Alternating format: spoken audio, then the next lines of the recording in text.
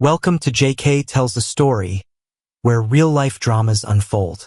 Sit back and enjoy today's tale. Sarah and Lisa, two stylishly dressed young women, squealed and rushed to hug each other while the restaurant hostess watched them with amusement. When they finished greeting each other, she led them to a table at the back of the cafe.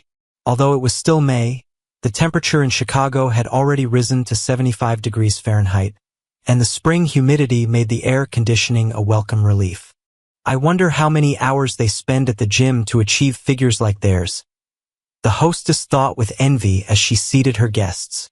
I was so glad you called, Lisa, the shorter blonde purred. It's been an eternity since you came here. I know, the tall brunette answered. Creating my own medical consulting practice took much longer than I could have imagined. To be honest, I wouldn't be here today if I hadn't had a meeting with a potential hospital client. But since it happened, I couldn't pass up the chance to see my old college roommate. Yes, and I couldn't miss the opportunity to see my maid of honor again. It's been too long, friend. The waiter interrupted them with 2 glasses of white wine and took their lunch orders. Lisa tilted her head. Well, how do you like the profession of a cardiologist? A wide smile appeared on Sarah's face. Amazing! Northwestern Memorial is the biggest hospital in the city. I get a great salary plus a huge bonus last year, and I have a good shot of becoming department head. Wow! I thought I was doing well. She paused. Sorry, I didn't mean to brag. But what about you? How are things going at your consulting practice? The brunette smiled coyly. Well, while we're bragging here, my little practice is the hottest healthcare consulting business in Milwaukee. In fact, she said in a low voice, last night I signed a contract for all the operational consulting for the Midwest region of one of the major hospital networks. Our billings for them next year will be in the millions. Sarah nodded approvingly. I always knew you would become a star girl.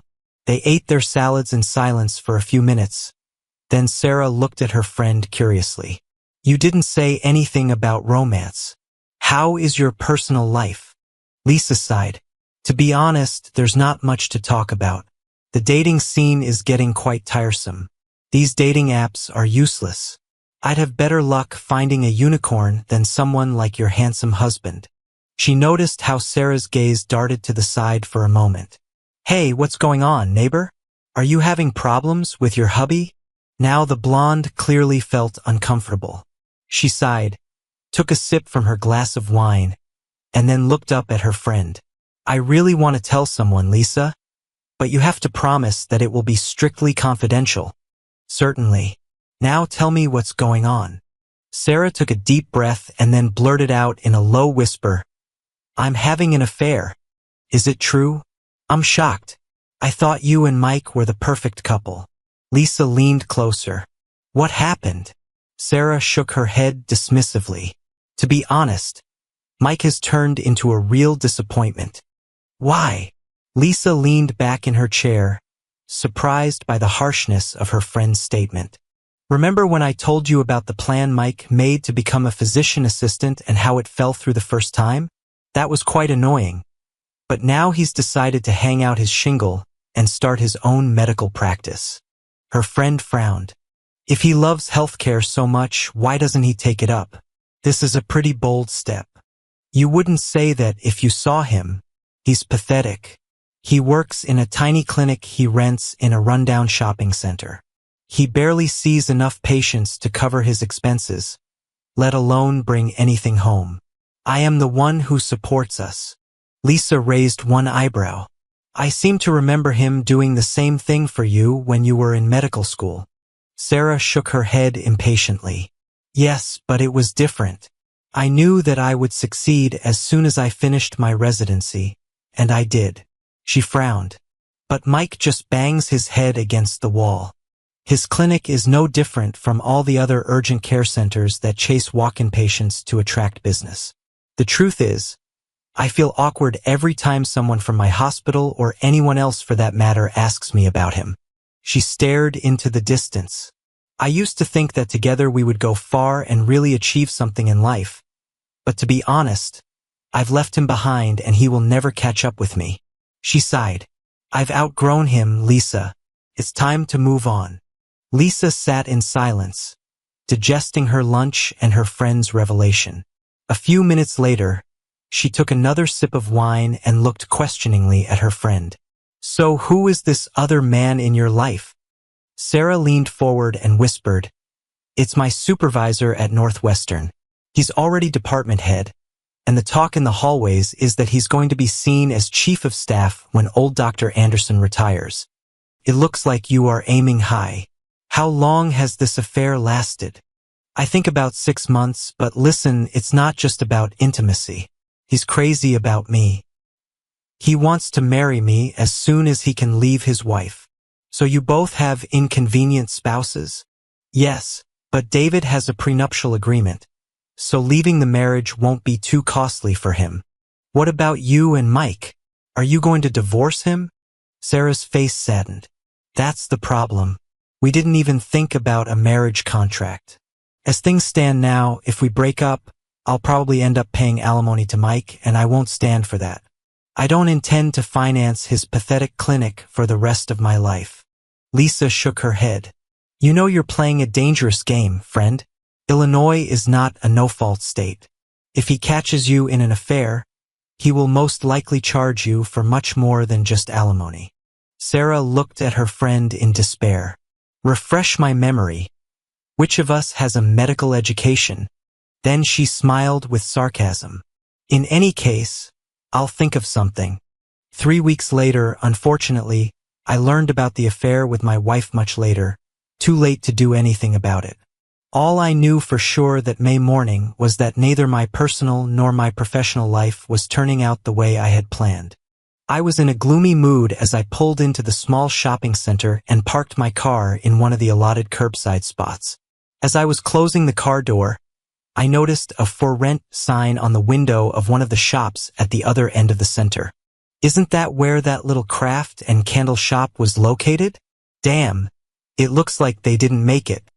I shook my head, hoping that a similar fate would not befall my medical practice. Walking up to the door to my clinic, I ran my fingers along the sign pinned to the wall.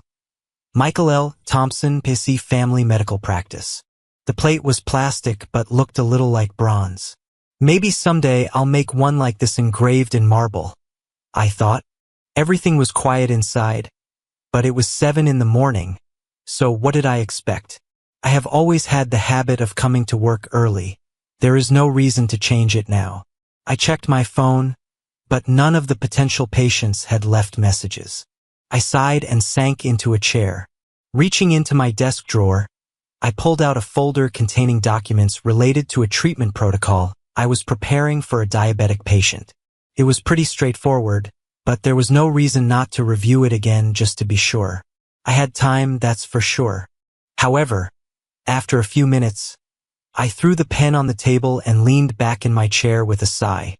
If only things had worked out at Allied Medical. I had worked as a regional sales manager for Allied Medical Systems, a large supplier of diagnostic equipment to hospitals throughout the Midwest. Everything was fine with me. I earned good money and was in line for a promotion. Then Ben Patterson, the company's president, called me into his office with an interesting proposal. Mike, Dr. Wilson came to see me yesterday. He wanted to warn me in advance that he plans to retire in a few years, and that Allied would need to find a new clinical affairs director. I hadn't heard this news. I said Phil was a little old school in his approach, but he kept the company's medical affairs up to date. Not always an easy task in the rapidly changing healthcare industry. We weren't close, but I respected him. Ben couldn't stand Phil, though. He also had some advice for me. He told me that we have 3 options to replace him. The first is to outsource everything, transfer all our medical oversight to some external consulting firm. If we did that, he told me it would cost us a fortune, and it would take them at least 2 or 3 years to learn our business well enough to become effective. The second option he suggested was to hire some smart PA or nurse practitioner and teach them the business. This will not be easy to do, and again, there will be a long learning curve. Finally, Phil said we can find someone on staff who knows our business inside and out and send him to PA school. I nodded. You know, Ben, the last option really makes sense. Our business is quite unique. I'm willing to bet it would take less time to learn clinical medicine, or at least the areas we need, than it would for an outsider to understand the ins and outs of this crazy industry. Ben chuckled. I was hoping you would say that, because the guy Phil recommended was you. I'm a sales manager. I could never do what Phil does. Phil thinks differently. He told me he thought you were perfect and said you had an aptitude for medicine. Ben must have read my expression because he stopped me before I could protest. Of course, the company will pay for all tuition and expenses for your education. We'd like you to take classes in the evenings and handle your current position. It won't be easy, but if you can do it, you'll be entering senior management at a much younger age than might otherwise be expected. What do you say? I think I should punch Phil Wilson in the face. I laughed back. Seriously, Ben, this is not something I ever even thought about. Regardless, I need to go home and discuss this with my wife. He couldn't argue with that, so I went home and told Sarah about the opportunity. To my surprise, she was all for it. That's great, honey, she said, delighted. You'll go from that boring middle manager job straight to the executive suite, and if they put you on the board like Phil, you might get some big stock options. Perhaps, but it would take me far outside my comfort zone. The thought of going back to school is quite scary. Oh, don't worry about it. You're smart enough to handle the coursework. Plus, you'll only have to focus on primary care and occupational health. Definitely no surgery. She grinned. Anyway, I just went through medical school, so I can help you if you get stuck. Come on, honey, this is the chance of a lifetime. You have to do it. Okay, if you're ready, then so am I. Amazing, she squealed. My friends will be so jealous. This is incredible. This is how I started my medical career. I enrolled in the Rush University Physician Assistant Program, where I learned I would be studying year-round for 27 months. I would take classes in the evenings, earning credits each semester while continuing to work at Allied. Additionally, Patterson told me I would have to find and train a successor to take over my sales job. It was a killer workload, and several times I questioned my sanity. Too often I made do with little sleep and a lot of coffee. To make matters worse, I had almost no time to spend with Sarah. As it turned out, this was bound to happen anyway. After graduating from medical school, Sarah was hired by Northwestern Memorial, the largest hospital in Chicago. She now worked the same number of hours a week as I did, including my studies. There were weeks when we only saw each other for a couple of hours, but every time we met, we agreed that the pain and separation would be worth it in the end. Despite my doubts and occasional bouts of burnout, I made it through, and the pride I felt on graduation day proved that I had made the right decision. Of course, there was still one more obstacle, the national certification exam. So on the Monday after graduation, I was back in class preparing for a grueling exam. 2.5 months later, when I saw my name on the pass list, I was overjoyed. When Ben Patterson called me into his office the following Monday, I was energized and ready to begin my new responsibilities. However, despite my excitement, I couldn't help but notice the grim expression on Ben's face as I sat down in front of his desk. "Mike," he said grimly, "I don't know any other way to deal with this except to tell you straight. Over the weekend, the board of directors met and voted to accept Medtronic's offer to purchase us. They want to move forward with the takeover immediately, so next week Allied will become their wholly owned subsidiary." I was stunned.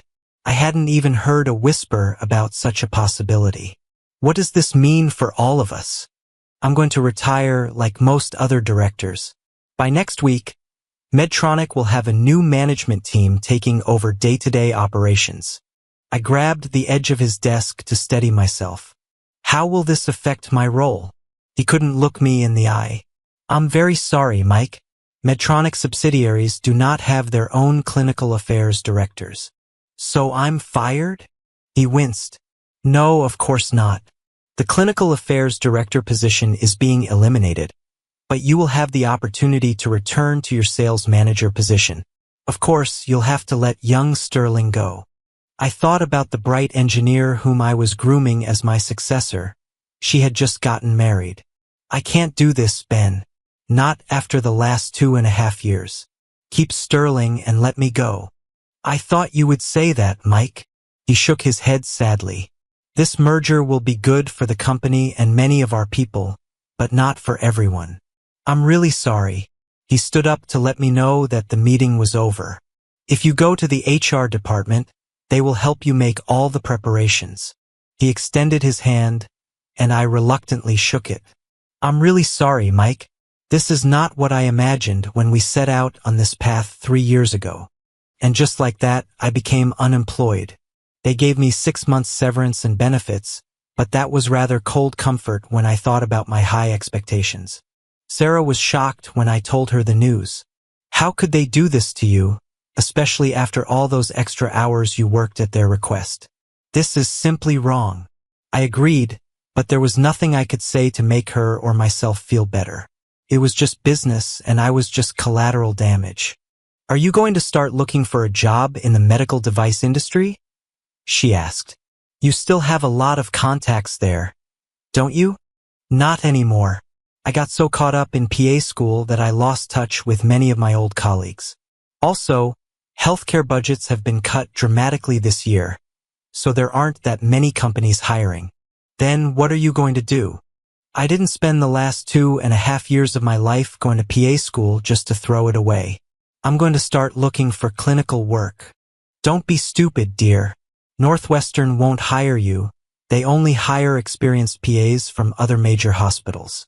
It's the same at other large hospitals. If you don't have specialized clinical experience or connections that you can bring with you, your chances of getting a job there are pretty slim. Then if I have to, I'll open my own practice, I said stubbornly. She left the conversation, probably hoping that I would reconsider when I had a chance to think it over. But 2 weeks later, when she learned that I had used my severance pay to sign a lease for clinic space in a shopping center, she became openly negative. This place is a disgrace, Mike. Working at this address, you will never develop a respectable patient base. Just look around. Looking back, I think that's where our marriage really started to go downhill. Sarah tried to hide her displeasure at my whimsical plan, but she openly resented the fact that she was responsible for a large share of our living expenses. I didn't like it either, but I couldn't convince her that the situation was temporary. Moreover, she was clearly embarrassed when friends and colleagues asked about my endeavor. She spoke about it only in general terms and quickly tried to change the subject. It practically took a subpoena to get her to tell anyone the address of my new clinic. Our friends sympathized, but it was easy to hear reservations in their voices. As a result, I retreated even further to avoid the inevitable questions. How's the practice going? Sarah, on the contrary, continued to rise.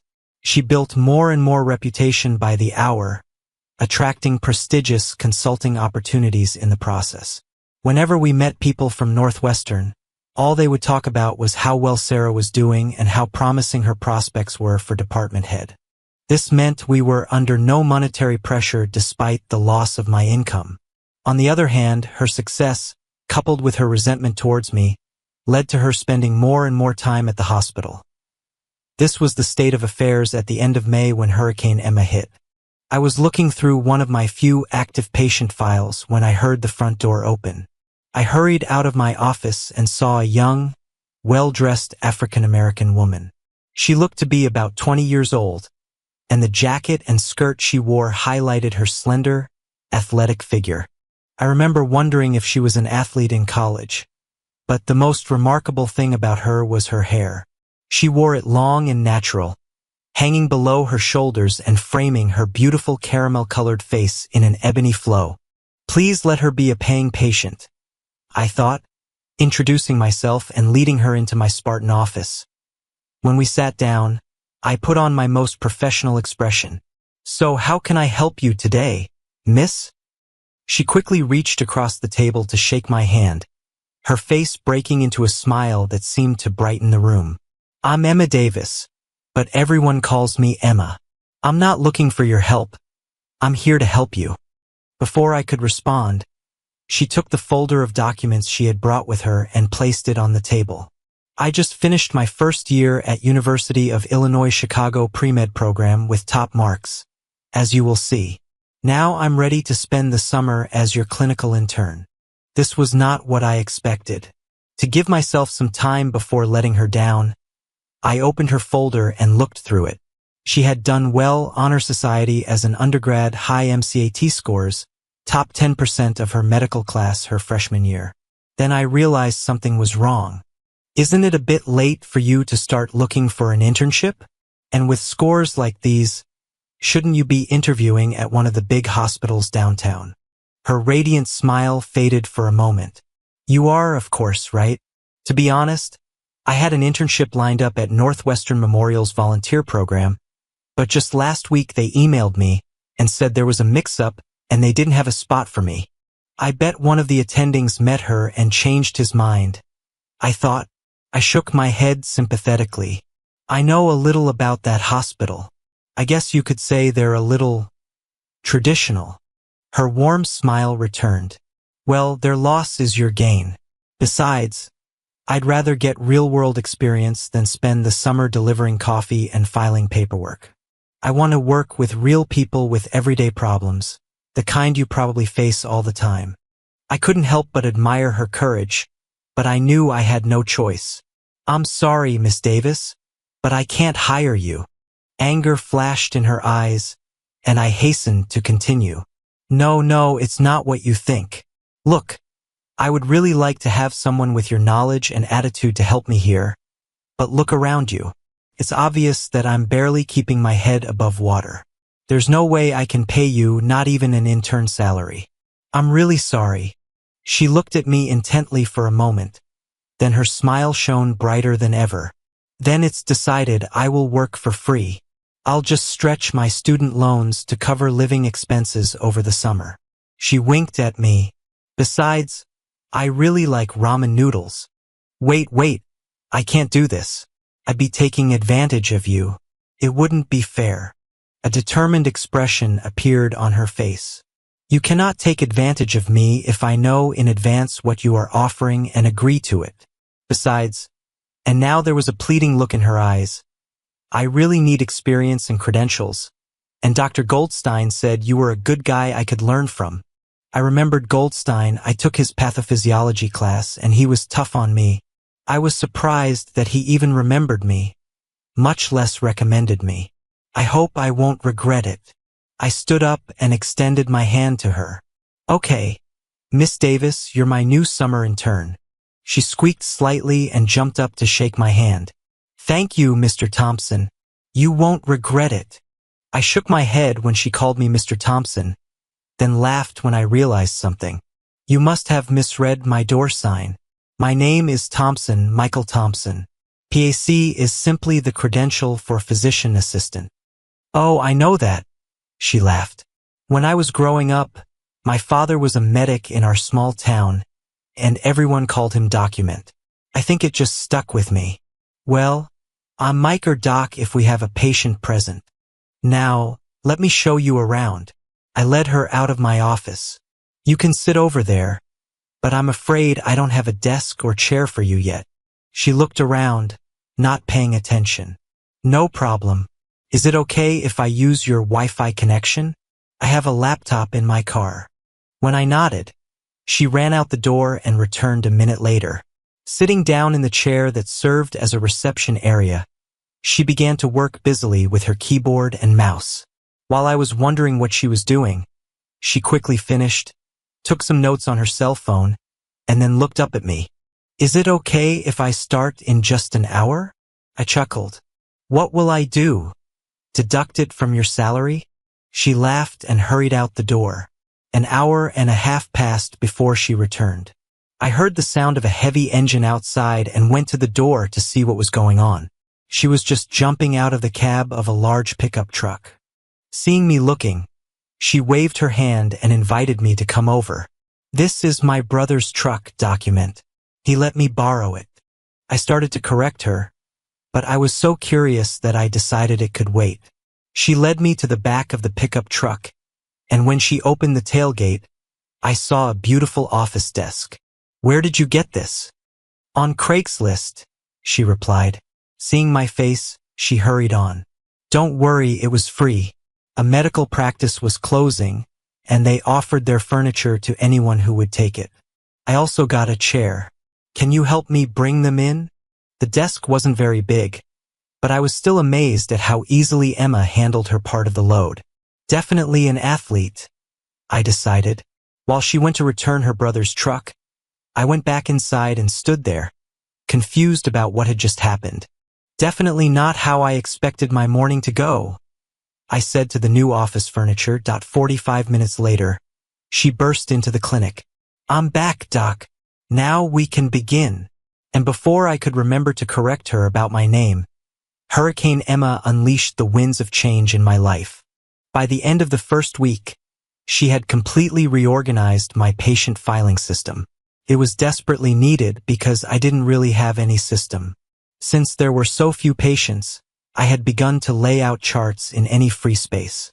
When Emma realized what I was doing, she didn't say anything.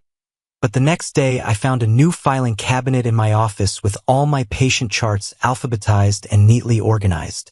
"Free via Craigslist," she confirmed my unasked question. Next was my schedule. Soon she was syncing the calendar on my computer, my phone, and her laptop.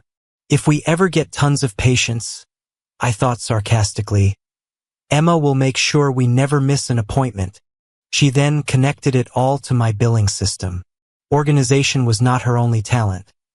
She also happened to be a research wizard, combing through medical literature, discovering treatment protocols, and looking for little things that might help our patients' cases.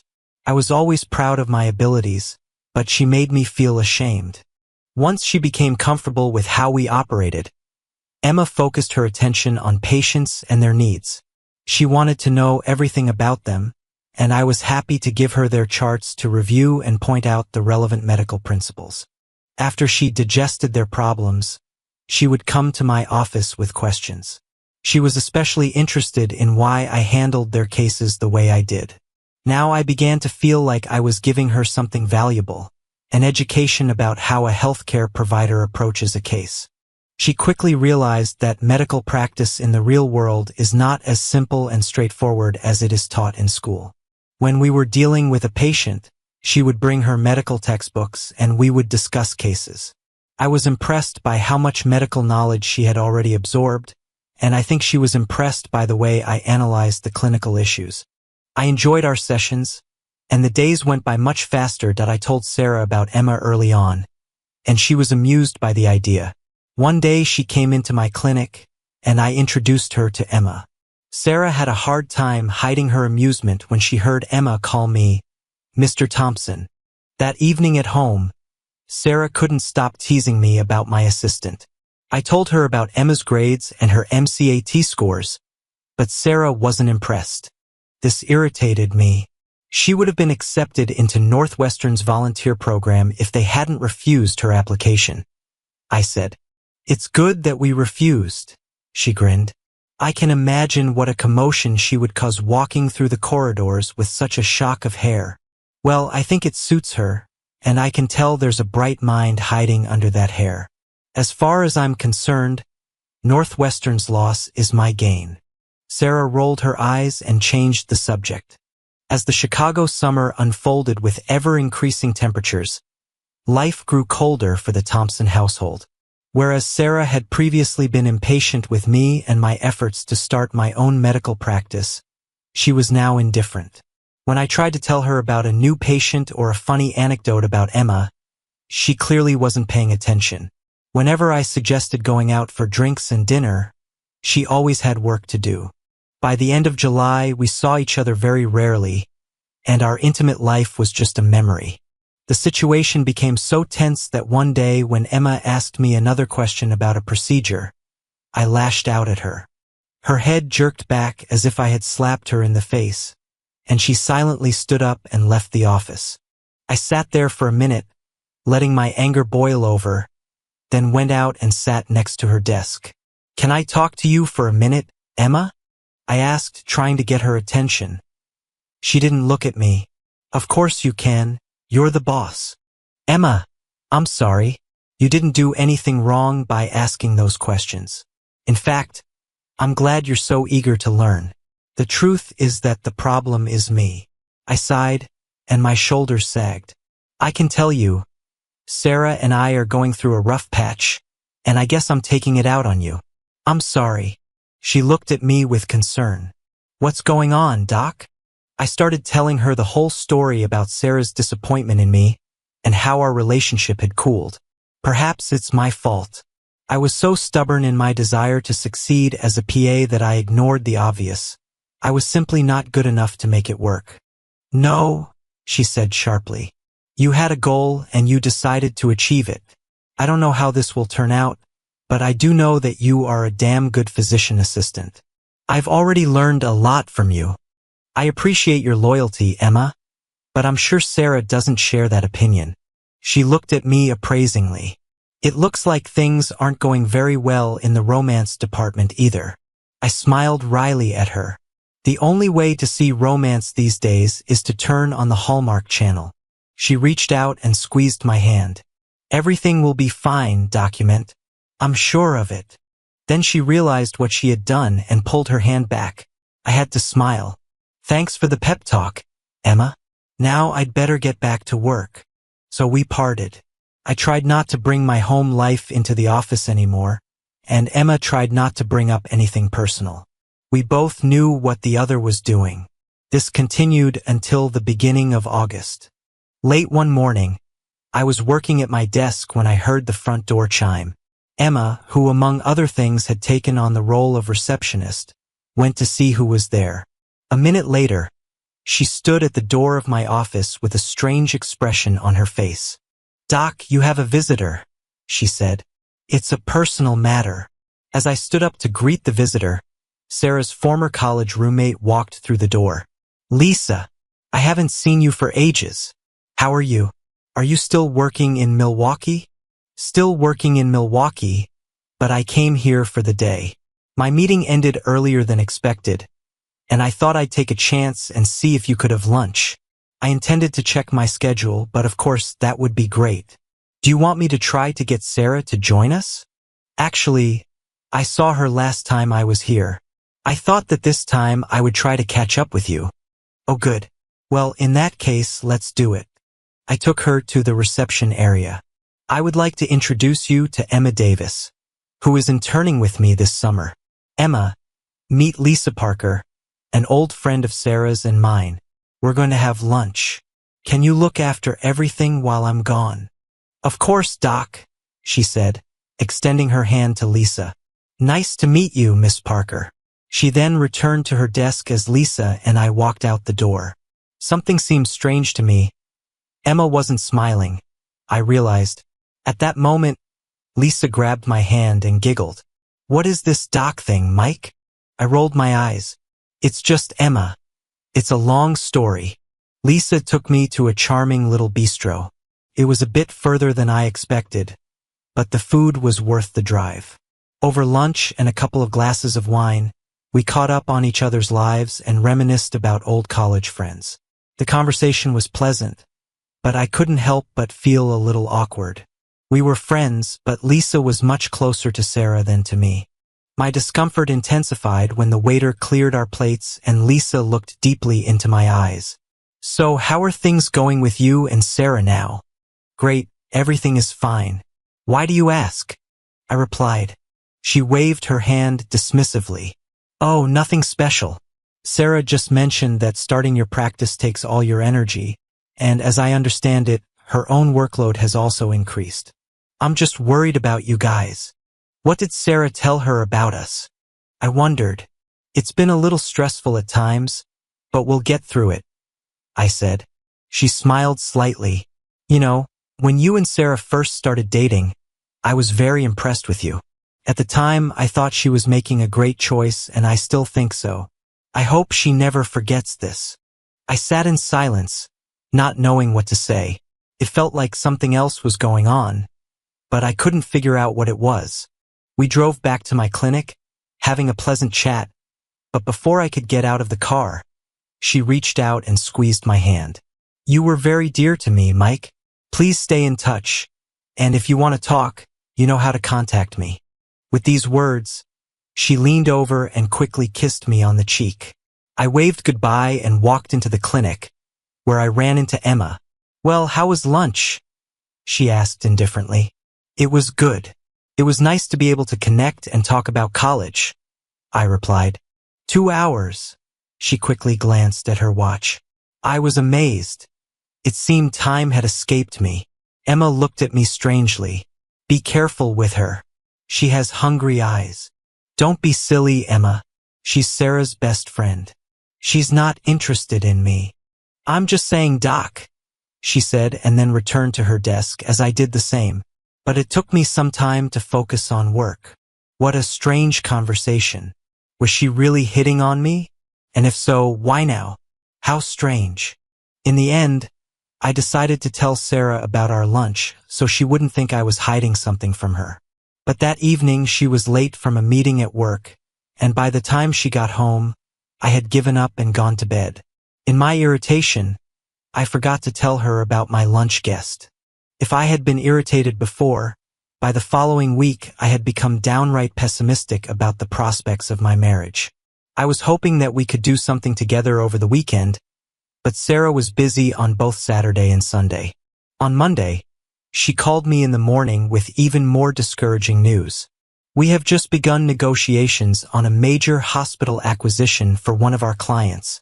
I can't tell you who's involved, but I guarantee you'll read about it in the Chicago Tribune when it's done. In any case, the negotiations are taking place at the Palmer House Hotel, and since we will probably be working around the clock to meet the deadline, the hospital has reserved a block of rooms for us. As a result, I most likely won't be able to be home much this week. The way things have been going lately, I probably wouldn't even notice." I thought bitterly, but did not tell her that. That evening I worked late and then treated myself to dinner at a nice restaurant. I hoped Sarah would be there when I got home at 11 o'clock, but she wasn't and didn't arrive by the time I got up the next morning. I might as well take off my wedding ring, I thought angrily while driving to the clinic. I'm single in all but name. However, I tried not to let my anger affect the way I behaved towards Emma. Late that evening, I heard the front door chime, and a minute later Emma appeared on the threshold of my office, eyes wide. "Doc, you have a new patient," she announced. When I stood up to greet my visitor, I understood everything. Emma brought in one of the most attractive women I'd ever seen in real life. She had the cheekbones of a model, highlighted by long blonde hair that was tucked behind one ear and flowing down the other side of her face. She could be a supermodel, I thought, and judging by the expression on Emma's face, she was shocked too. As I stood there speechless, the woman confidently stepped forward and shook my hand. "Dr. Thompson, I'm Jessica Miller. I apologize for barging in on you, but I have very little time. In a nutshell, I need a comprehensive health evaluation for my divorce proceedings, and I want to hire you for this assessment." With that, she reached into the patent leather purse she carried and pulled out an envelope. "Here's $2,000 as a retainer. If this is not enough, just let me know and I will be happy to adjust the amount." No, that's quite satisfactory, Mrs. Miller," I managed to say, gesturing toward the chair. "Why don't you sit down, so we can discuss the details of your situation?" She smiled and shook her head. "I have to apologize again, but I don't have time for that today. All I wanted today was to make sure that you would accept my case. My attorney says I need a complete physical and mental health assessment to counter some claims my husband is making. If your schedule allows, I would like to meet with you at this time tomorrow to discuss the evaluation process." I pretended to check my calendar, but knew that whenever this goddess wanted to meet, I would do my best to accommodate her. "Tomorrow afternoon will be fine," I assured her. "This is wonderful," she sighed. "I look forward to working with you." After Jessica left, Emma came in and stared at me. So I guess she had to rush back to her modeling shoot. "Huh?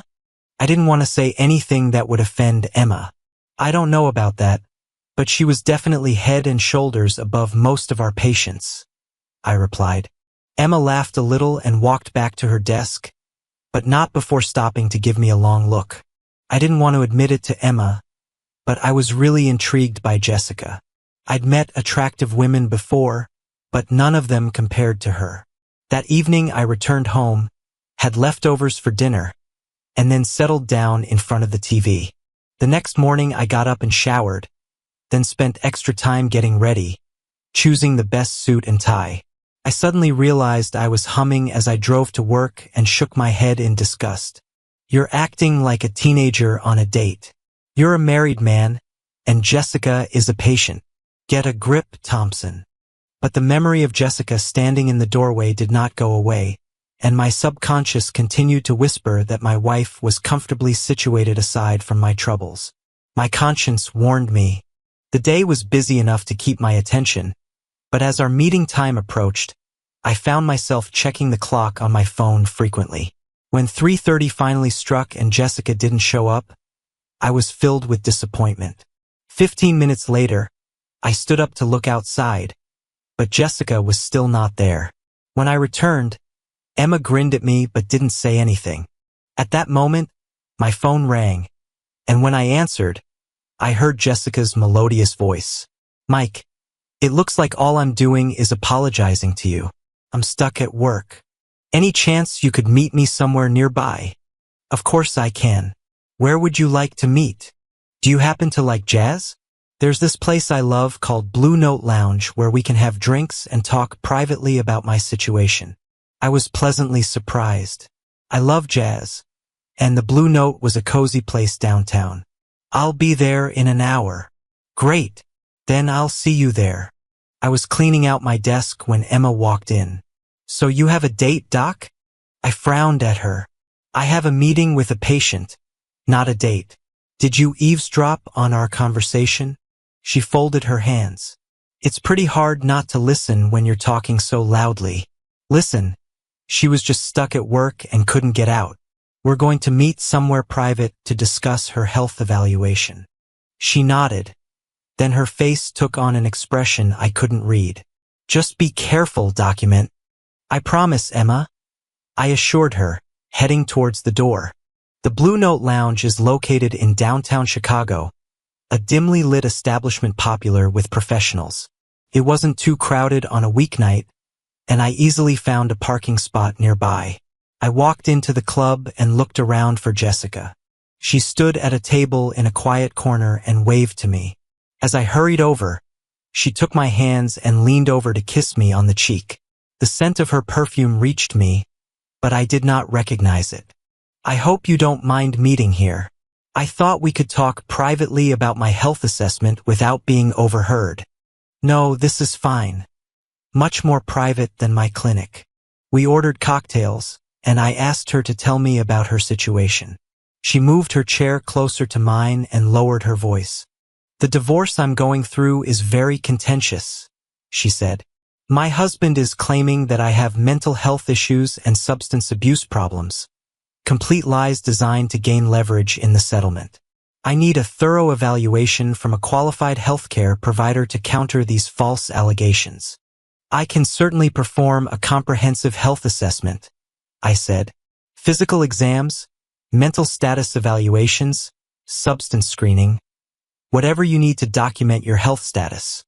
Thank you, she sighed. You're exactly what I've been looking for.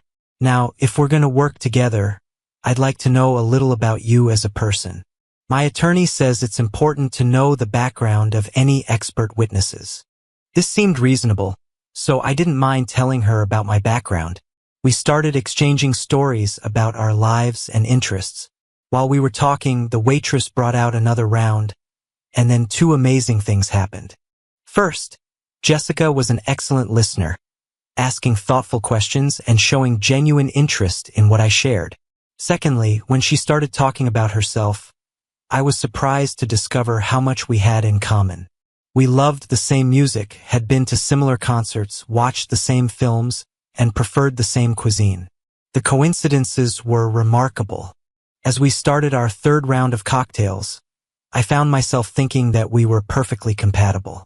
Sarah's face flashed through my mind, and I felt a pang of guilt. Then I remembered how distant things had become between us and how she had practically abandoned me this week. I'm not doing anything wrong, I reasoned. I'm just enjoying the company of someone who appreciates me. We talked for hours.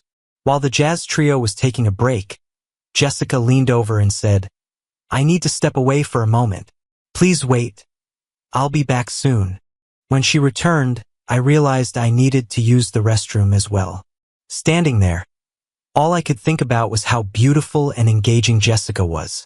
When I finished, I washed my hands and checked my appearance in the mirror. At our table, another round was waiting. Before I could say anything, Jessica smiled and said, "After this one, I should probably head home." I really didn't want the evening to end, so I sat down next to her and raised my glass, intending to make the drink last. The trio returned, and while we listened to the music, she leaned over and said, "I just love this piece." Indeed, the small group was playing a beautiful jazz standard. When the set ended and the lights came up, Jessica was standing right in front of me. "I took an Uber here. Could you give me a ride home? I'd like to show you some of the medical records my husband's attorney has been questioning." "Of course," I answered without hesitation in my car. I held the door for her, and she slid into the passenger seat. As I drove, she gave me directions to her apartment building, occasionally placing her hand on my arm as she pointed out turns. When I parked in front of her building, she gave me a meaningful look. "Would you mind coming up? I have those medical documents I mentioned, and I'd like to go over them with you tonight if possible." I could only nod. The thought of being alone with her, even for professional reasons, made my heart race. Once inside her apartment, she led me to the living room. Everything was perfectly arranged, like a designer showroom. Her cell phone suddenly buzzed on the coffee table. She glanced at the message, typed a quick reply, and then smiled at me. "Let me turn this off so we won't be interrupted," she said, placing the phone face down. As she walked toward what I assumed was her bedroom to get the documents, I sat on the couch and looked around. The apartment was beautiful but felt oddly impersonal, like a hotel suite rather than someone's home. Suddenly, her phone buzzed again. Without thinking, I reached over to silence it and was surprised when the screen lit up, showing a text conversation. "Is he there yet? Just arrived. Everything ready? Yes. Camera positioned? All set." My blood ran cold when I saw the sender's name at the top of the conversation. Sarah. My wife was texting with Jessica. What the hell is going on? I thought, my mind racing. How do they know each other? Why is Sarah coordinating with Jessica? And what camera? The alcohol fog in my brain began to clear as the pieces fell into place. This wasn't a coincidence, this was a setup. Sarah was using Jessica to trap me in a compromising situation. I quickly grabbed a magazine from the coffee table, tore out a page, and scribbled a note. "Emergency at the clinic. Have to leave immediately. We'll call tomorrow. Mike." I left the note on the coffee table and quietly made my way to the door. Jessica was still in the bedroom, probably setting up whatever recording equipment Sarah had given her. Once outside, I practically ran to my car and drove away as quickly as I could. My hands were shaking as the full implications hit me. Sarah was trying to frame me for adultery to gain advantage in a divorce I didn't even know she wanted. But why? We had problems, but I never thought she'd go this far. Driving aimlessly through the Chicago streets, I eventually found myself pulling into the parking lot of my clinic. I needed time to think, and this was the only place that felt safe. I let myself in and collapsed on the small couch Emma had procured. My head was spinning, partly from the alcohol, but mostly from the shock of discovering my wife's betrayal. I must have fallen asleep because the next thing I knew, someone was shaking my shoulder. Doc, wake up. What are you doing here?" I opened my eyes to see Emma's concerned face hovering over me. Sunlight was streaming through the windows, Oh God, I groaned, sitting up slowly. What time is it? Almost 8 in the morning. I came in early to catch up on some filing and found you here. She studied my disheveled appearance. You look terrible. What happened? I think I need some aspirin, I said, holding my pounding head. Emma quickly retrieved some pain medication and a bottle of water from her desk. Here, take these. Now tell me what happened last night. I took the pills and began recounting the events at the Blue Note Lounge, my growing attraction to Jessica, and the shocking discovery of the text messages. So you think Sarah set this whole thing up? Emma asked when I finished. I'm sure of it. The texts made it clear they were working together. There was even mention of a camera being positioned. Emma was quiet for a moment, processing the information. Doc, I think you've been set up for blackmail. Think about it. If Sarah had video evidence of you in a compromising situation with another woman, she could use it to destroy your reputation and get a favorable divorce settlement. But why would she want a divorce at all? Things have been tough, but I thought we could work through it. Maybe she's already moved on and wants to be free to pursue someone else, Emma suggested gently. The truth hit me like a punch to the gut. You think she's having an affair? It would explain a lot. The late nights, the distant behavior, the sudden need to trap you in adultery. I put my head in my hands. I've been such a fool.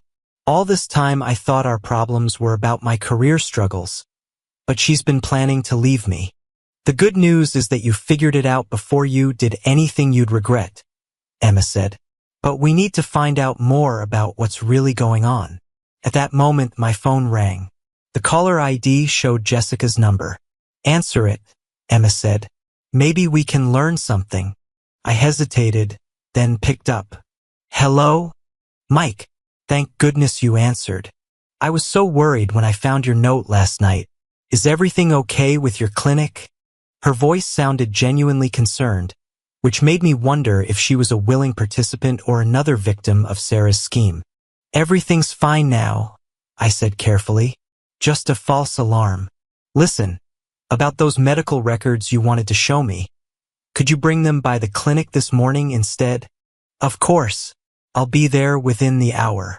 And Mike, I really enjoyed our conversation last night. I hope we can continue getting to know each other. After I hung up, Emma raised an eyebrow. You're not seriously thinking about seeing her again?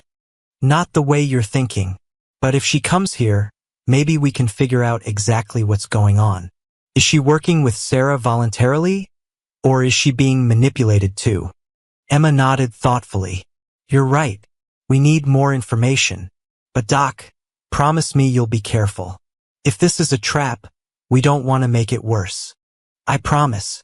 But Emma, I need your help with something else. Can you do some research on Jessica Miller? See if you can find any connection between her and Sarah, or anything else that might explain how they know each other. Already on it, Emma said, turning to her computer. I started searching while you were telling me what happened. For the next hour, we combed through social media, public records, and professional directories, looking for any link between Jessica Miller and Sarah Thompson. What we found was troubling. Doc, look at this, Emma said, pointing to her screen. I found Jessica Miller listed as an administrative assistant at Northwestern Memorial Hospital. Sarah's hospital? Exactly. And look at this. She works in the financial department, specifically handling insurance claims and billing disputes. So they do know each other through work. It gets worse. I found Jessica's LinkedIn profile, and according to this, she's been having financial problems. She defaulted on several credit cards last year and was facing bankruptcy, which would make her vulnerable to pressure from someone like Sarah. I realized. Exactly. If Sarah knew about Jessica's financial troubles, she could have offered to help in exchange for Jessica's cooperation in this scheme, or threatened to have her fired if she didn't cooperate. Emma continued scrolling through the search results. There's something else, document. I can't find any record of Jessica Miller filing for divorce in Cook County. If she really needed a health evaluation for divorce proceedings, there should be some legal paperwork. So that was just a cover story to explain why she needed my services. It looks that way. At that moment, we heard a car pull up outside. Through the window, I could see Jessica getting out of a sleek sedan. Much nicer than what someone facing bankruptcy should be driving. "She's here," I told Emma. "Are you ready for this?" "Ready as I'll ever be. Just remember, we're trying to get information, not make accusations. Let's see how much she's willing to reveal." Jessica entered the clinic looking as stunning as ever, but now I saw her beauty through the lens of suspicion rather than attraction. She was carrying a manila folder, presumably containing the fake medical records she'd mentioned. "Good morning, Mike," she said with that dazzling smile. "I hope you're feeling better after your emergency last night." "Much better, thank you. Jessica, I'd like you to meet my assistant, Emma Davis." "Emma, this is Jessica Miller." Emma stepped forward with a professional smile. "Nice to meet you, Ms. Miller. Mike has told me about your situation. Please call me Jessica. And thank you for accommodating this meeting on such short notice." I gestured toward my office. "Why don't we sit down and you can show me those medical records you mentioned?" Once we were seated, Jessica opened her folder and spread several documents on my desk. At first glance, they looked legitimate: hospital letterheads, test results, physician signatures. But as I examined them more closely, I began to notice inconsistencies. "These are quite comprehensive," I said, buying time to study the papers. "When were these evaluations done?" "Over the past 6 months," Jessica replied. "My husband insisted on them as part of his strategy to question my mental stability." "And which physicians performed these assessments?" Jessica pointed to various signatures on the documents. "Dr. Martinez did the psychiatric evaluation, Dr. Patel handled the substance abuse screening, and Dr. Kim performed the physical exam."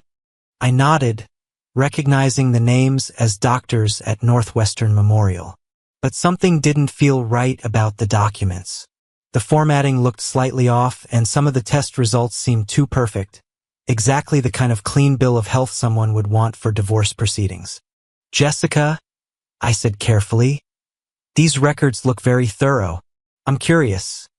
How did you decide to come to me for an independent evaluation? Northwestern has plenty of qualified physicians who could have provided this service." For the first time since I'd met her, Jessica looked uncomfortable. "Well, my attorney recommended seeking an outside opinion. He said it would carry more weight if the evaluation came from someone not affiliated with Northwestern." "That makes sense. And which attorney is representing you?" "John Morrison," she said quickly. "He specializes in high-conflict divorces." I made a mental note to have Emma verify whether this attorney actually existed. "I see. And what specific concerns does your husband have about your mental health?" Jessica launched into a detailed story about her husband's accusations, claims of depression, anxiety, possible substance abuse, and erratic behavior. She was a good storyteller, I had to admit, but something about her account felt rehearsed, like she was reciting lines she'd memorized. As she talked, I found myself studying her more analytically. The expensive clothes, the perfect makeup, the carefully styled hair. Everything about her presentation seemed designed to create a specific impression. And those medical records, now that I looked at them again, were almost too good to be true. "Jessica?"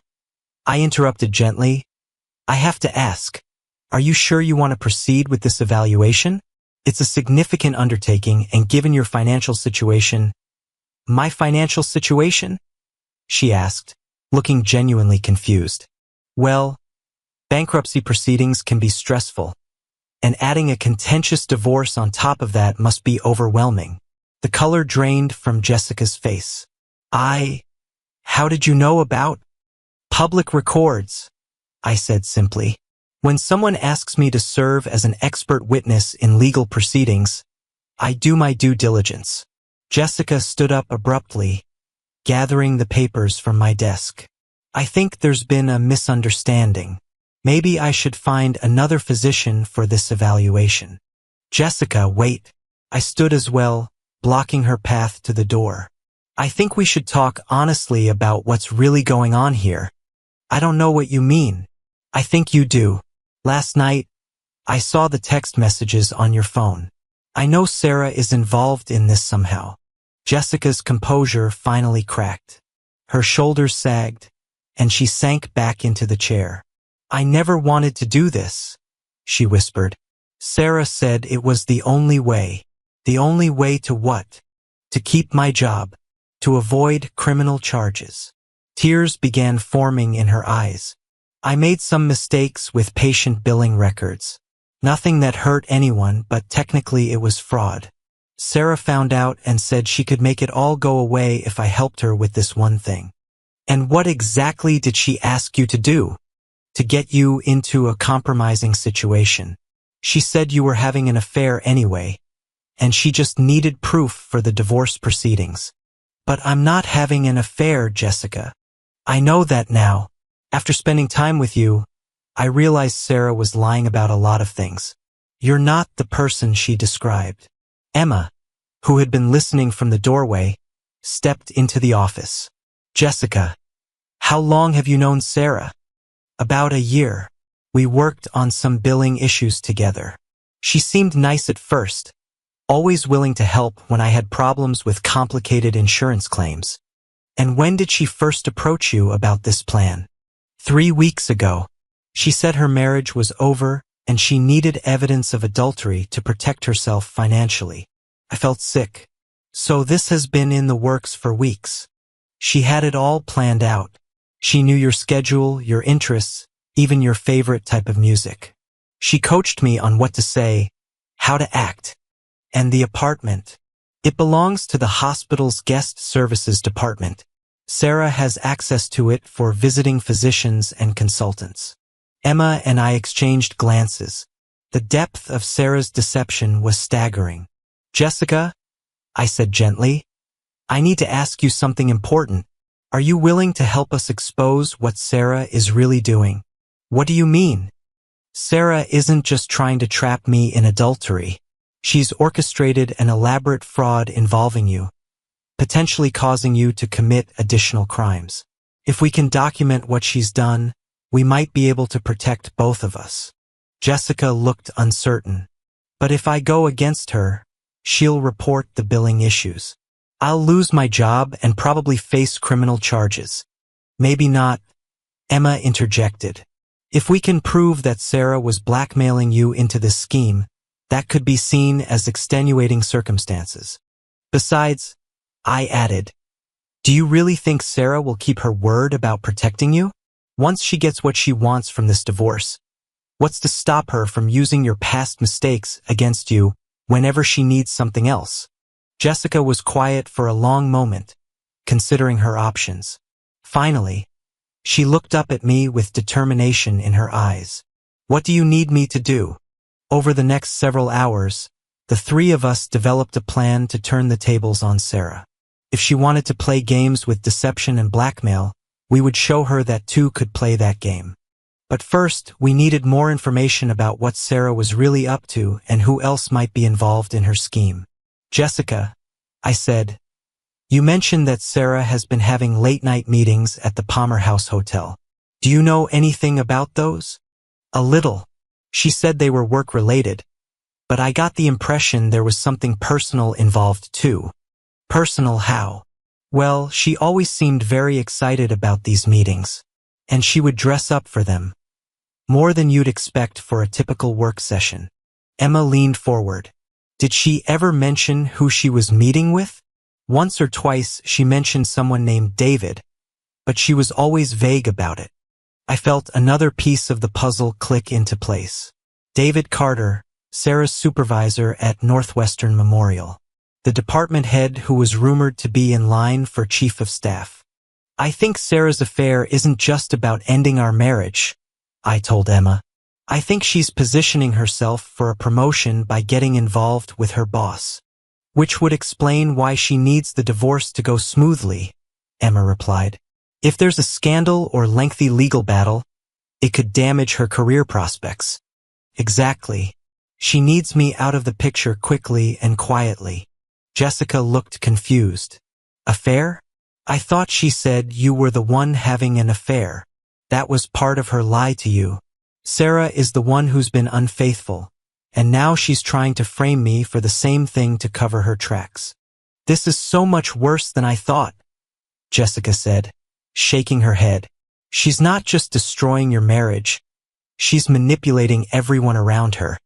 Which is why we need to stop her, I said firmly. Jessica, are you willing to help us get evidence of what Sarah is really doing? Yes, but how? Emma had been thinking while we talked.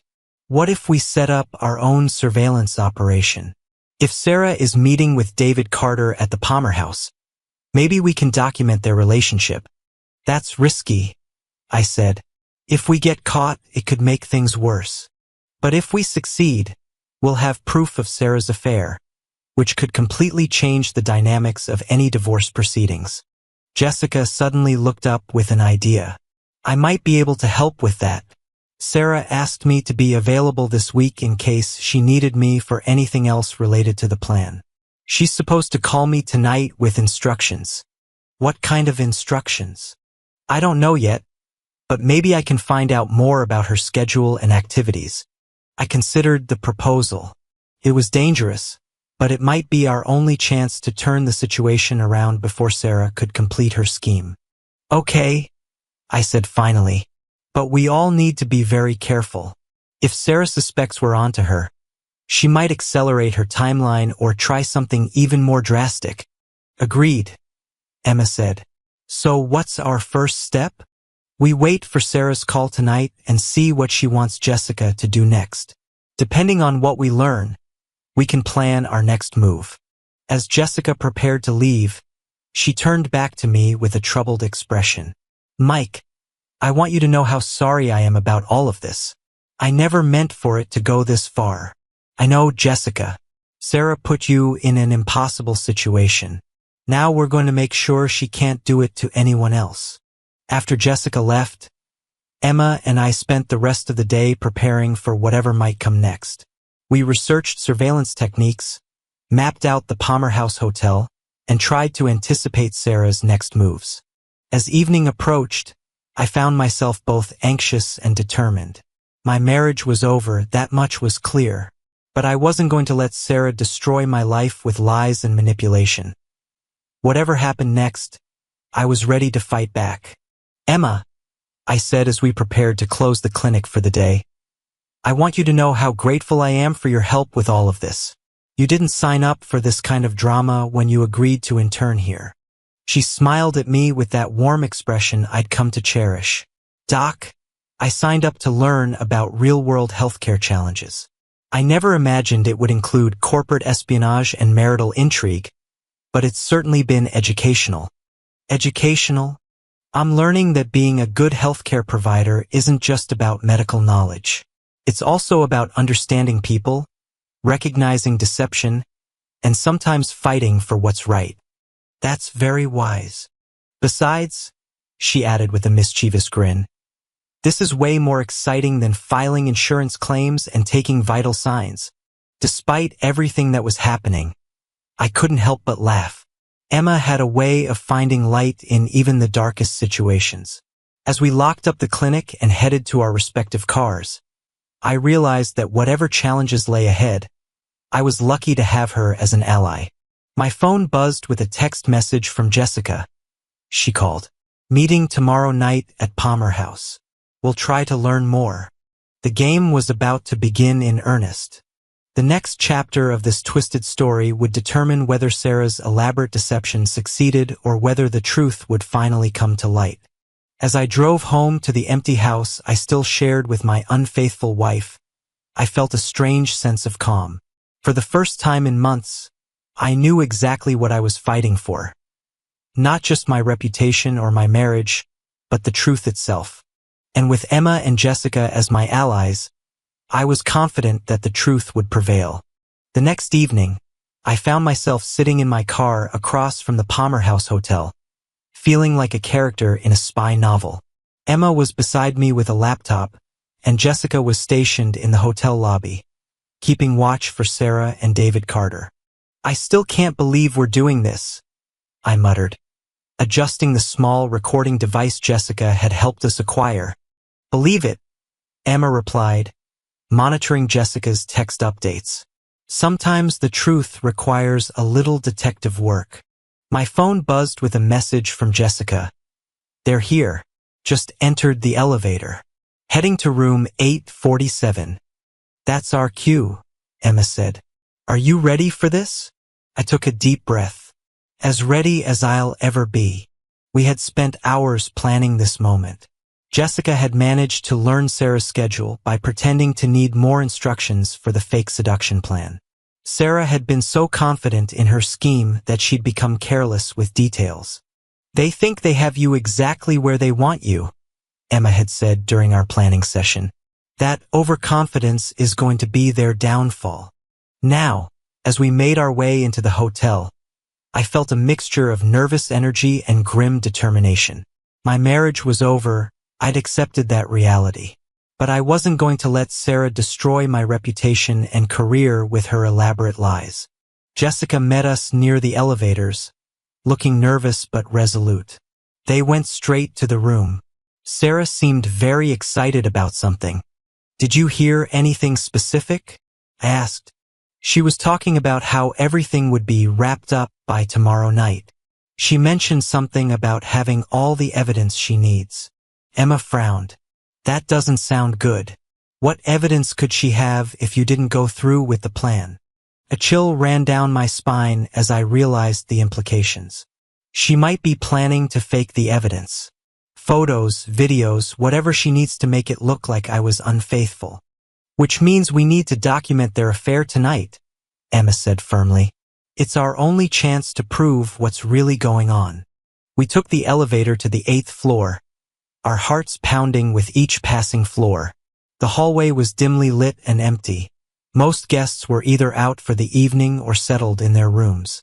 Room 847 was at the end of the corridor. As we approached, we could hear voices from inside. Sarah's distinctive laugh followed by a man's deeper voice. "That must be Dr. Carter," Jessica whispered. Emma positioned the small recording device near the door while I kept watch. The hotel's older construction worked in our favor. The walls weren't as soundproof as newer buildings. We could hear fragments of conversation. Sarah's voice saying something about finally being free and the department head position, followed by David's voice mentioning after the holidays and when the divorce is final. "They're definitely planning their future together," Emma observed quietly. Then we heard something that made my blood run cold. Sarah's voice saying, "I have everything we need."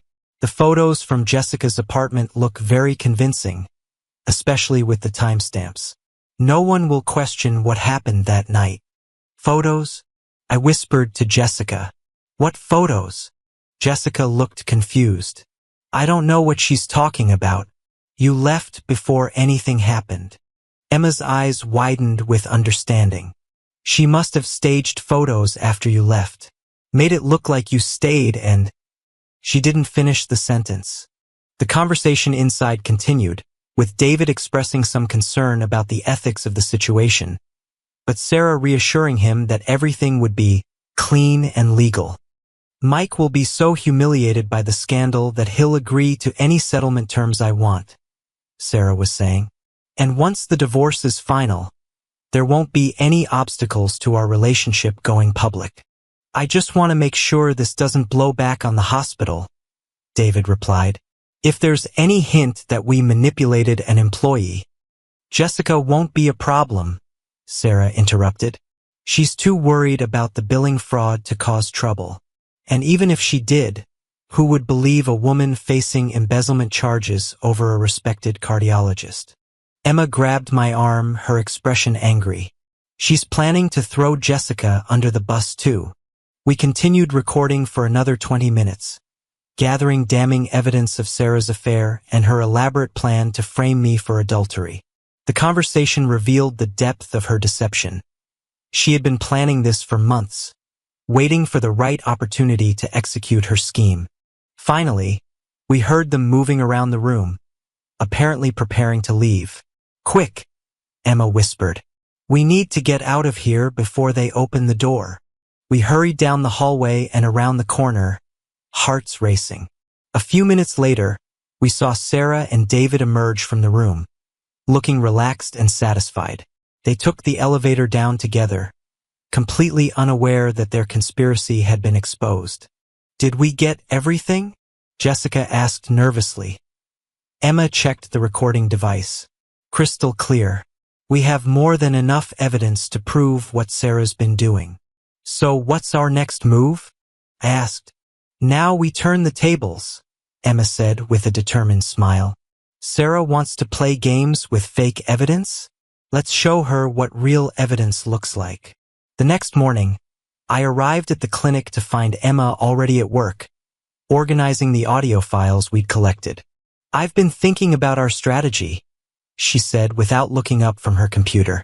"We need to be very careful about how we use this evidence." "What do you mean?" "Sarah is smart and well-connected. If we just confront her directly, she might find a way to spin the situation or claim the recordings are fake. We need a more strategic approach."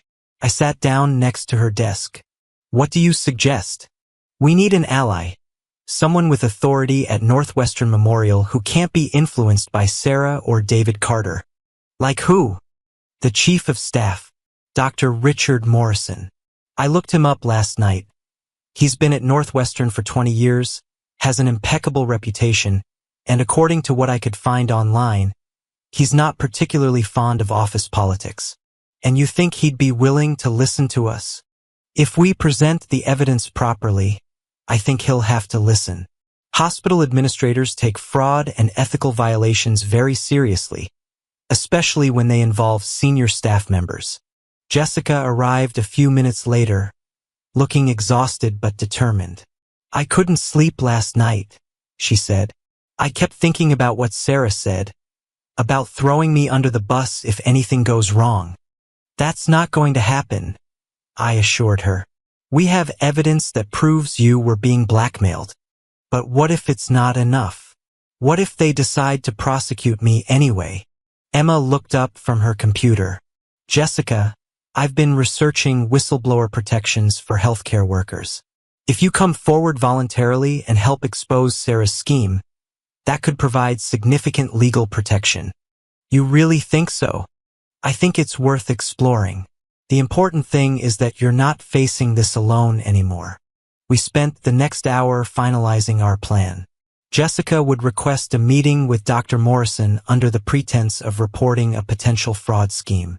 Emma and I would attend as witnesses, armed with the audio recordings and other evidence we gathered. "Are you sure you're ready for this?"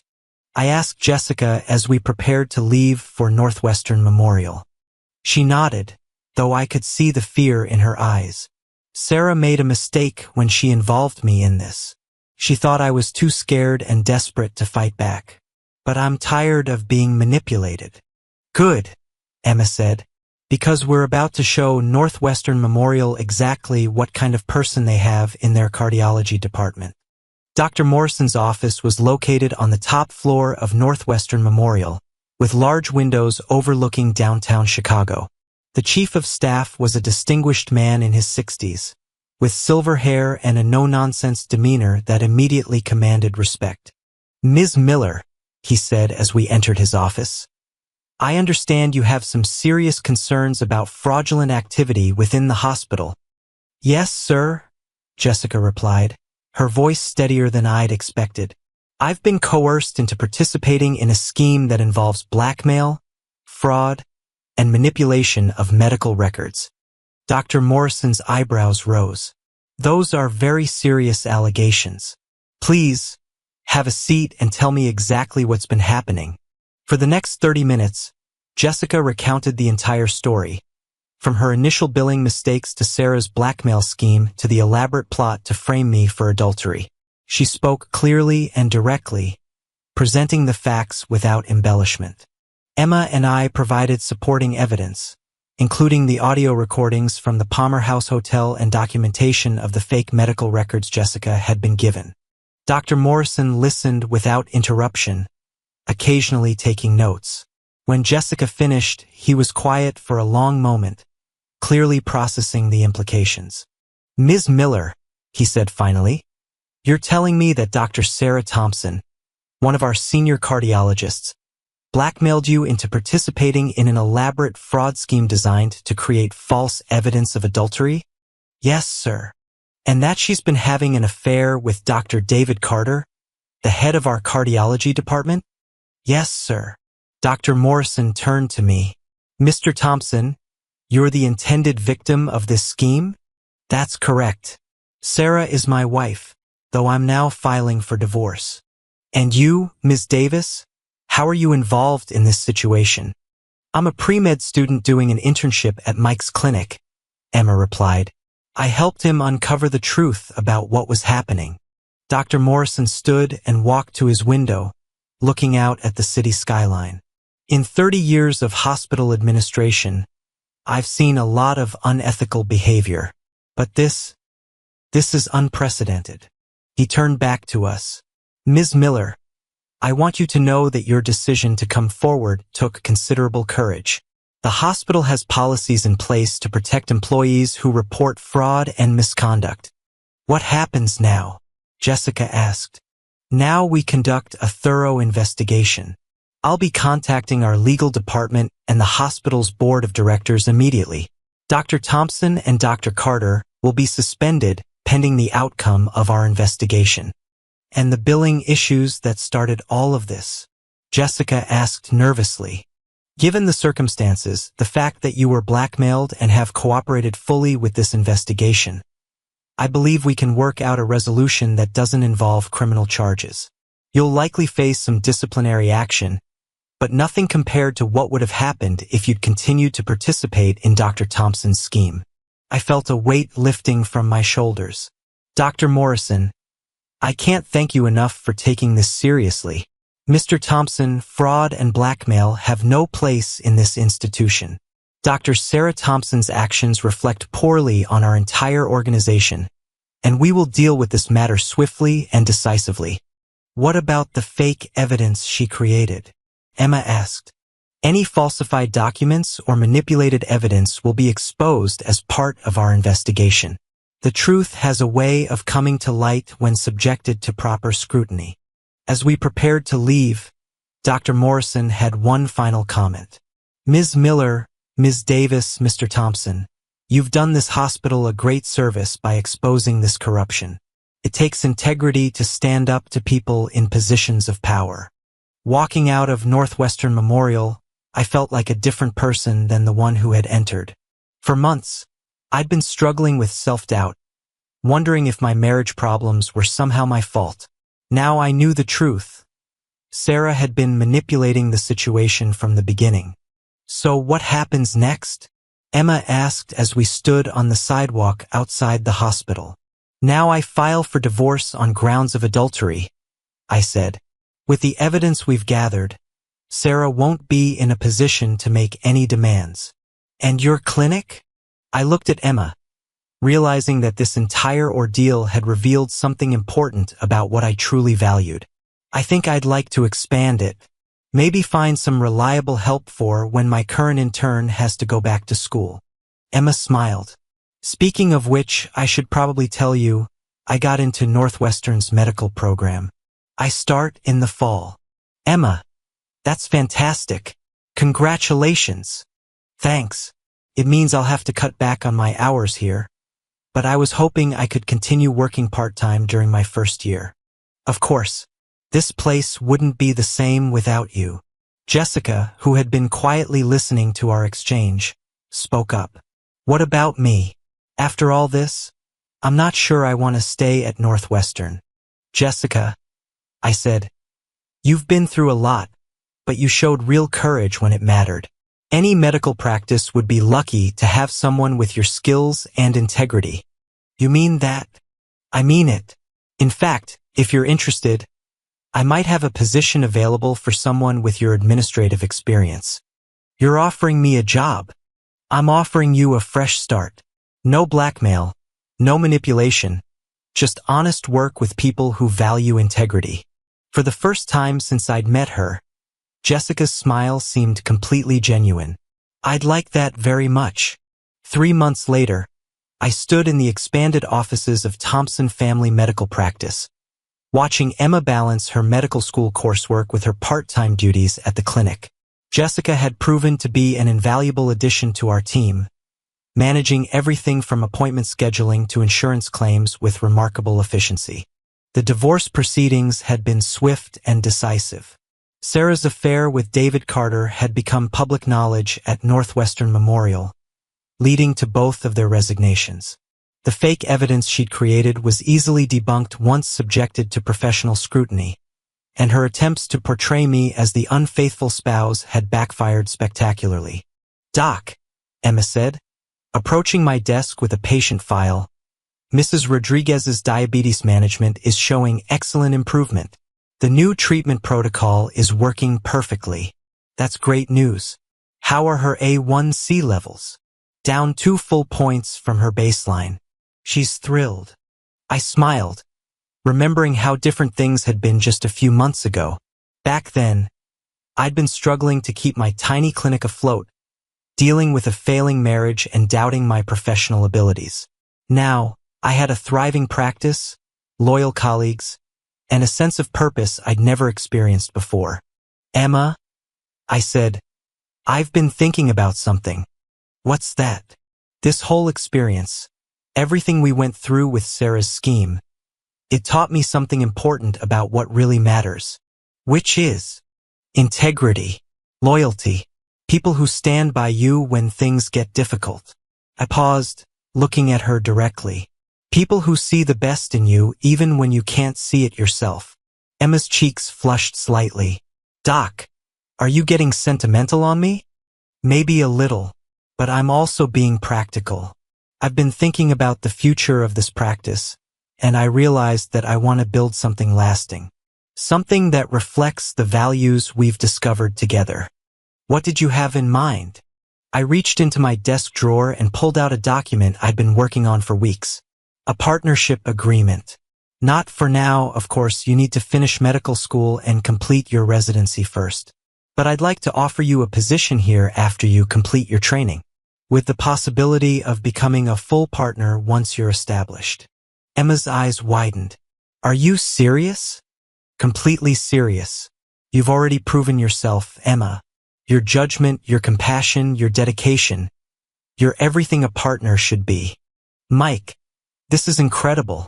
But medical school is 4 years, plus residency, which gives us time to build this practice into something really special. And it gives you a guaranteed position after all that hard work." Emma was quiet for a moment, and I could see her processing the implications. "Mike, this is amazing, but I have to ask, is this just about business, or is there something else?" I felt my heart rate increase. Over the past few months, my feelings for Emma had evolved from professional respect to something much deeper. She was brilliant, compassionate, and had shown unwavering loyalty when I needed it most. But she was also just starting her medical career, and I didn't want to complicate our professional relationship with personal feelings. "Emma, I care about you very much, as a colleague, as a friend, and..." I hesitated, then decided to be honest. "And as something more than that. But I also respect you too much to let my feelings pressure you into any decision. You have your whole career ahead of you." "What if I feel the same way?" she asked quietly. "Then we take things slowly. We let our relationship develop naturally while you focus on your studies." Emma moved closer to my desk. "Mike, I've been hoping you'd say something like this for months. Working with you, seeing your integrity and dedication, it made me realize what I want in a partner, both professionally and personally." "Are you sure? Because dating your future boss could get complicated." "Everything worthwhile is complicated. The question is whether it's worth it." I stood up and walked around the desk, stopping in front of her. "Emma Davis, you've changed my life in ways I never expected. You helped me discover who I really am and what I'm capable of. You did the same for me, Mike Thompson." I reached out and took her hands. Then let's see where this goes. No pressure, no expectations. Just two people who care about each other figuring things out as we go. I'd like that very much. As I leaned down to kiss her, I heard Jessica's voice from the front desk. Dr. Thompson, your 2 o'clock appointment is here. We broke apart, laughing at the interruption. Back to work, Emma asked with a grin. Back to work. But tonight, maybe we could have dinner and talk about the future. It's a date. It's a date. 5 years later, the late afternoon sun streamed through the windows of Thompson Family Medical Practice as Dr. Emma Thompson finished her last patient consultation of the day. She paused at her office door, watching her husband review lab results with their newest associate. Another successful day, Jessica said, approaching with the day's summary report. As practice manager, she had transformed their small clinic into one of Chicago's most respected family medical centers. Mrs. Rodriguez called to thank us again, Jessica continued with a smile. Her diabetes is so well controlled now that her endocrinologist says she's a model patient. Emma smiled, remembering the young pre-med student who had stumbled into this clinic 5 years ago, desperate for real-world experience. Now, as a board-certified family physician, she saw the same passion in the medical students who rotated through their practice. Emma? Mike called from his office. Are you ready to head home? She looked at the man who had become her partner in every sense of the word. The struggling PA who had once doubted his abilities was now a respected clinician and her equal partner in their thriving practice. Just finishing up, she replied, gathering her things as they walked to the parking lot together. Mike took her hand. Hard to believe how much has changed. Hard to believe we almost let Sarah's scheme destroy everything. Well, it led us to each other. I'd say that worked out pretty well. Emma laughed. Dr. Thompson, are you getting sentimental again? Maybe a little, Dr. Thompson. They had kept their individual names professionally but shared everything else. Their practice, their dreams, and a love built on mutual respect and shared values. So, Mike said as they reached their cars, dinner at home tonight? I was thinking we could cook together and maybe plan that weekend getaway we've been talking about. Perfect. Just the two of us and no medical emergencies. I'll try not to take any emergency calls. And I'll try not to check my medical journals. They both laughed, knowing these promises would likely be broken, but also knowing that their shared dedication to their patients was part of what made their partnership so strong. As Emma drove home through the Chicago streets, she reflected on the unexpected turns that had brought her here. What had started as a desperate search for an internship had become the foundation for everything she valued most. Sometimes the best things in life came disguised as complications. And sometimes the person you least expected to fall in love with turned out to be exactly the partner you've been looking for all along. Thank you for your viewing. See you next time. If you enjoyed this, subscribe to JK Tells a Story for more tales.